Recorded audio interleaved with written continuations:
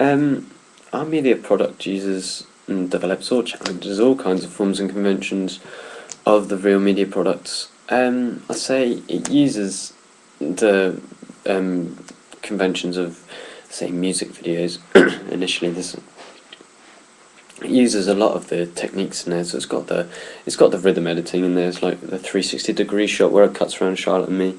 That rhythm editing goes along with the drum roll in the film, which is constantly used throughout all kinds of music videos. I suppose it doesn't use it. It's sort in a way it challenges, I'd say, music videos quite a bit as well, because most music videos haven't really got a story to them.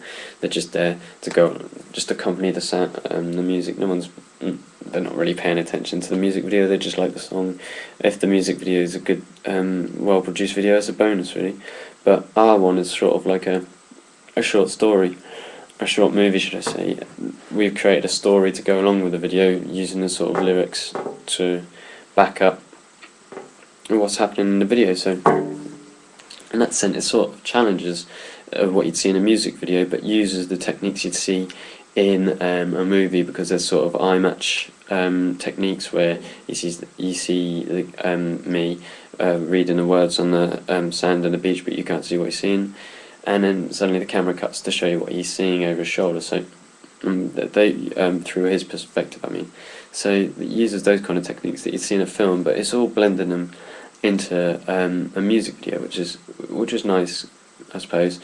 I suppose it develops because it's mixing all of the different kind of like the music video and cinema sort of movies. It's mixing them into one product. So I think that's how it's sort of developing over to something you're starting to, I suppose, see more recently in some music videos. Some like an example would be sort of Lady Gaga, the telephone video. That's sort of a story as well as a music video. It's got a little bit of a story to it. It's a bit crazy, but it's got a story to it. The ancillary text, the digipack, that uses conventions of the real media products, because it is stereotypical of what you're supposed to see with the genre. The example I used was the National High Violets cut digipack, because that's what you expect to see from that kind of band. They're known for being sort of a monotone. The way the singer is, he's sort of very low. His voice doesn't change so often, but they're a brilliant band. They're sort of, the music is the bass line is always quite steady. It's sort of repetitive throughout, and it's sort of down sort of music. And when you see the cover, there's nothing. It's not a. It's a bit of it's all the colours are on the colour, but it's nothing too extravagant. It's not too mad. It is what you expect to see with that kind of band. So I think the fact we've used the 4 colours in the Banquet video, which represents each member of the band, is using what you'd think you'd see with this kind of band. So all the 4 colours represents each different member of Bloc Party, which is what you expect to see when you go for that band. If you're not expecting to see Bloc Party, when you see Bloc Party, what are you expecting, really?